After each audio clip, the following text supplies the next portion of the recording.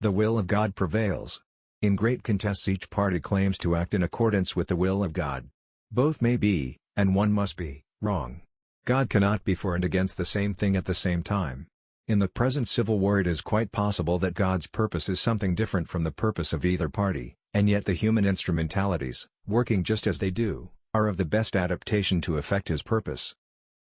I have never studied the art of paying compliments to women, but I must say that if all that has been said by orators and poets since the creation of the world in praise of women were applied to the women of America, it would not do them justice for their conduct during this war. I will close by saying, God bless the women of America.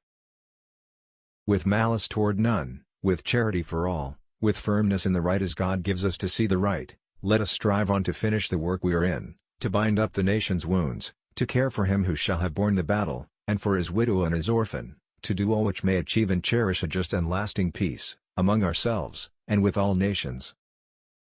You think slavery is right and should be extended, while we think slavery is wrong and ought to be restricted. That I suppose is the rub.